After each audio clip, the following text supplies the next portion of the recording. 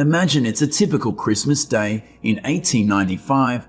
You release 24 wild European rabbits out on your farm in Victoria, Australia, just to play rabbit hunting with friends. But for some random accidents, some of the rabbits eventually got lost in the wild. 7 years later, at least 13,987 rabbits were recorded in the same area. The number didn't stop there. It grew so fast and took over Australia more quickly than any other introduced species ever. Now, even when 2 centuries have passed, rabbits turned into the country's most costly pest animal ever, causing it to lose $206 million yearly because of their impact on the environment. Especially the beef, lamb and wool industry in Tasmania and Victoria, where the rabbit hunting happened at the beginning, alone lost $30 million every single year. That's the true story of how rabbits took over Australia, and this is Thomas Austin's farm in Bowen Park, Victoria, where the first rabbit escaped into the wild.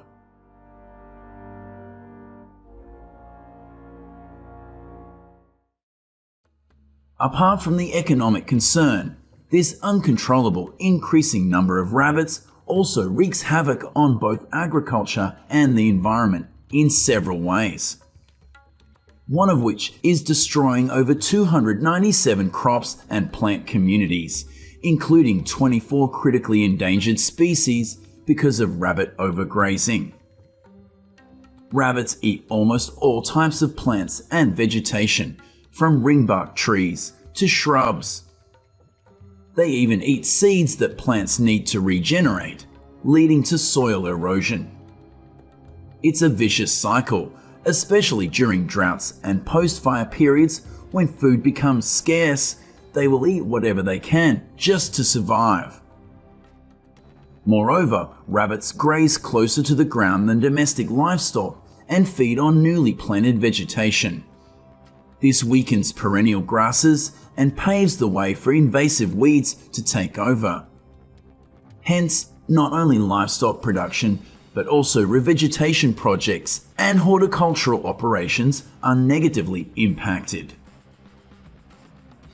Research in semi-arid sites has shown that even one rabbit running wild per 2 hectares can severely threaten some plant species. When too many highly prolific rabbits are in one area, they compete with other animals for food and shelter, leading to biodiversity loss. Several small ground-dwelling mammals, and even seabirds, facing extinction due to rabbit interference.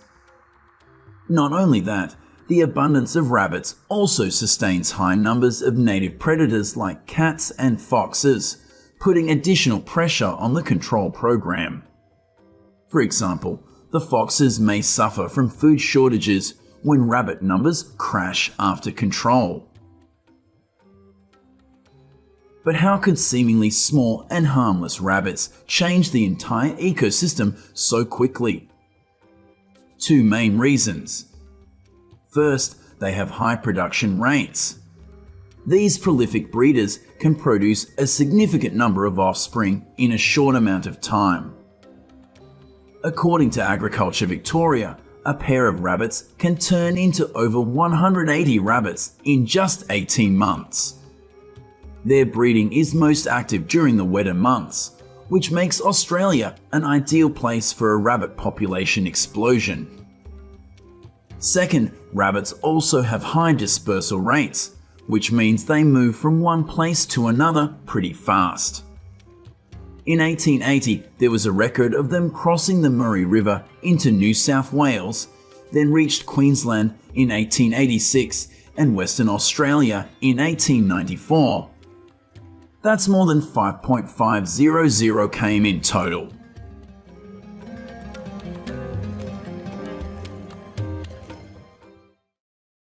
So how do Australian farmers and governments tackle this invasive rabbit overpopulation problem? Early attempts to control rabbit populations relied on mechanical barriers like rabbit-proof fences stretching over 1,700 kilometers, together with the additional release of rabbits' natural predators such as European red foxes and feral cats. Bounty hunting, shooting, and trapping were also employed to reduce rabbit numbers, but their effectiveness was limited on a continental scale. These measures aimed to curb rabbit dispersal. However, despite these efforts, the rabbits continued to multiply, reaching an estimated 496 million at their peak in 1880. In the 50s, Australia turned to biological warfare against the rabbit invasion. Myxoma virus, which causes myxomatosis, a type of viral disease that only kills rabbits and hares, was put into use in 1950. The virus decimated over 90% of feral rabbit populations initially. However, the rabbits developed resistance over time, reducing the virus's effectiveness. A few years later, myxoma virus can only work approximately 40 to 50% of the rabbit population, which is a low number. Therefore, Australia has stopped using it to control wild rabbits. In 1996, a breakthrough occurred with the introduction of rabbit hemorrhagic disease virus 1, or RHDV1.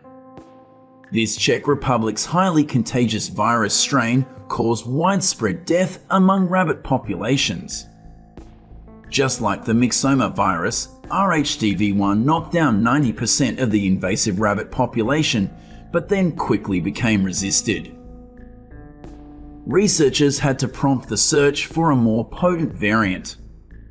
They found a new variant of this same virus, K5, sourced from Korea. It can overcome genetic resistance in rabbits. This virus showed promising results, although its effectiveness varied from region to region because it just stayed at the original release site and didn't spread. This has paved the way for RHDV2, first released in 2017. In contrast to K5 and the Czech strain, it can kill 3 to 4 weeks-old rabbits and vaccinated adults. Nowadays, this virus is the dominant RHDV strain used to control pest rabbits in Australia. But viral resistance is still a big risk for the control of rabbits. Scientists went on a search for other multifaceted approaches, including chemical interventions in this battle against rabbits.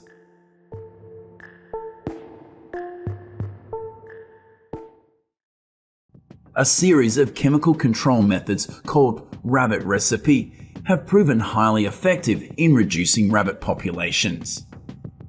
This mixed method is now also recommended in Agriculture Victoria's Integrated Rabbit Control Guide. The rabbit recipe includes baiting, ripping or harbour removal, and follow-up fumigation. The main goal of this method is to destroy the rabbit's habitat. Rabbits rely heavily on burrows and warrens for shelter and protection. When their habitats are disrupted, their survival rates plummet. Let's break the rabbit recipe down stage by stage. First, baiting. There are 2 main toxins used for baiting in Victoria, 1080 and Pindoni. 1080 is a compound derived from native plants.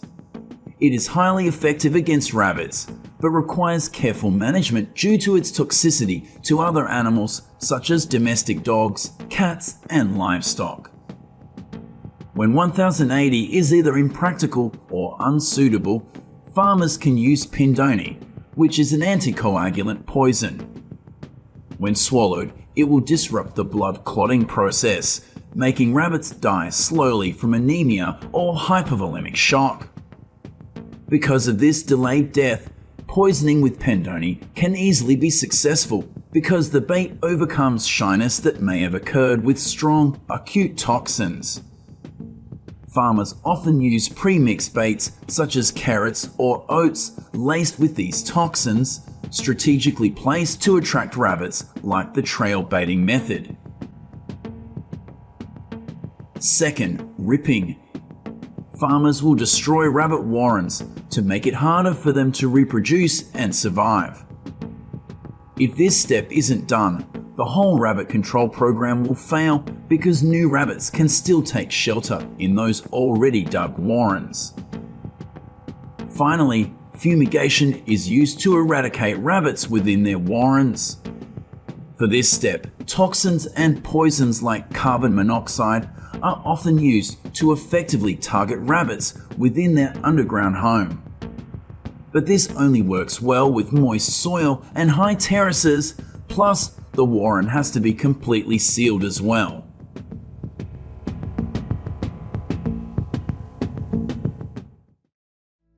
The rabbit population in Australia looks promising as researchers continue to refine existing methods and explore innovative solutions, such as the introduction of additional pathogens. However, it's essential to remember that alongside these efforts, the humane treatment of all animals, even pests like rabbits, must remain a top priority. As we move forward, striking a balance between effective population management and ethical treatment will be crucial in ensuring a sustainable and humane approach to rabbit control in Australia.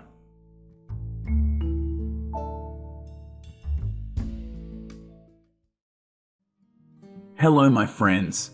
Did you know Australia is the country with the highest mammal extinction rate in the world? More than 70% of Australia's native animals are found nowhere else on Earth, so a loss for Australia is also a loss for the world. One of the biggest threats to native species is feral cats. In today's video, we look at how Australian farmers deal with 6.3 million feral cats.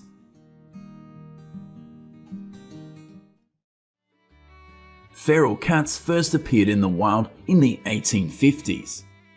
To date, the number of feral cats in Australia is estimated at 1.4 to 6.3 million. Wild cats have become a haunting name for Australians, especially farmers. Feral cats are dangerous invasive species. They eat millions of other animals, causing ecological imbalance. They are considered perfect hunters, patient, silent, and adaptable. Many native animals are the perfect size prey for feral cats. Currently, many native species such as rats only exist in areas free of feral cats, such as some islands and fenced areas. Although they are in the same cat family, these stray cats are not cute at all. They are aggressive and cause a lot of damage. Specifically, feral cats are linked to the extinction of 25 species of native small and medium-sized mammals, and further threaten the existence of more than 100 other native species in Australia. Among them, estimates of the annual predation impact of feral cats on native wildlife in Australia show that 272 million birds, 470 million reptiles, 815 million mammals were killed. Along with the undetermined losses were invertebrates and amphibians. These massacres are often committed by feral cats living in the bush, but cats in town areas also kill large numbers of animals. Besides, they can also injure people. On the outside, feral cats can be difficult to distinguish from domestic cats. They have agile bodies, sharp senses, and good coordination that are very suitable for hunting. Wild cats live alone and are active at dawn and dusk. During the day, they tend to lie in sheltered areas, including rabbit holes, logs, or dense bushes. Feral cat populations are self-sustaining and able to reproduce successfully thanks to abundant food sources. On average, females give birth to 2 litters per year, the first in spring, the second in late summer and early fall. Under favorable conditions, baby wildcats remain with their mother until about 7 months of age. They then disperse and live alone. These individuals give birth to dozens of other litters of feral cats. Just like that, wildcats expanded their territory and invaded all of Australia. The number of feral cats suddenly increased, leading to a lack of food. Therefore, they tend to increase their hunting and attacking behavior to ensure survival. Like a leopard in the desert, the feral cat's gentle steps and sharp eyes are directed towards its prey. These unfortunate ducks will become today's meal. Usually, these birds will be the favorite prey of feral cats when they are hungry. Although the birds protested it was ineffective, they struggled desperately until feral cats tore them apart. In fact, attacking these small animals is quite easy for feral cats. This is a picture of a tiny wild cat attacking a deer. You're right, this absurd thing really happened. In a fight in the wild, victory always belongs to the fierce predators. Strength does not lie in greatness. The truly strong person is the one who survives to the end. The wild cat is such a strong person. They are small, but their attack power and brutality are enough to terrify their opponents. Not only do they attack wild animals, feral cats also attack pets when given the opportunity. Of course, your pet is no match for a wild predator. If not stopped in time, everything will get worse. Its outcome will probably be the same as the deer or deer just now. Feral cats also pose a threat to human health because they can carry infectious diseases such as rabies and respiratory infections. The Australian Feral Cat Reduction Action Plan begins, including direct measures to reduce feral cat numbers such as trapping and baiting. Cameras help plans execute better. Farmers will know how many stray cats are lurking around their area. In addition, the most effective form of controlling feral cats on a large scale is using poisonous bait. However, feral cat bait is only used in Western Australia. Many native animals in the area have developed resistance to this poison. In some parts of Australia, poisonous bait can pose a significant danger to wildlife. What was your first reaction when you saw this image? Don't let its appearance fool you.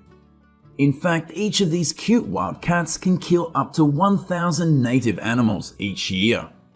This problem is getting worse, meaning that in some cases, the added pressure of feral cats could quickly push other animals out of the world. Australia's National Scientific Agency, CSIRO, has reported feral cats kill an average of 1.8 billion Australian animals each year, equivalent to 2,000 native animals every minute. A terrible number. Realising that this situation cannot last, the Australian government allows citizens to participate in wild cat hunting activities. However, this can only be done with a hunting licence and in strict compliance with government regulations. The goal is to reduce the number of feral cats in the area, maintain the ecosystem, and ensure safety and efficiency in hunting. About 211,000 feral cats were culled in 2023. Dozens of them were hunting possums in the mountains, and others were hunting at night in remote and arid regions of Australia.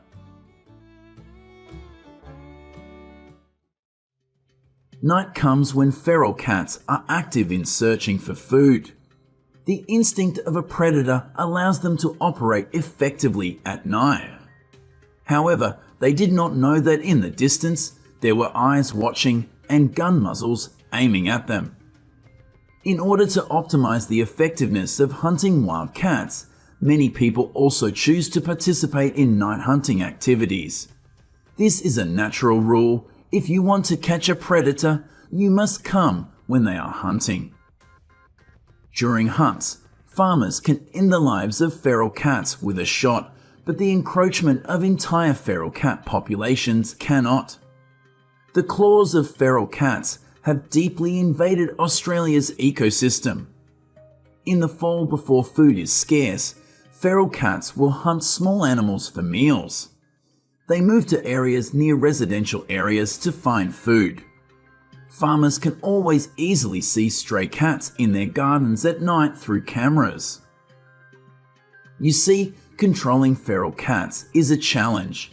Locating feral cat hunting takes a lot of effort.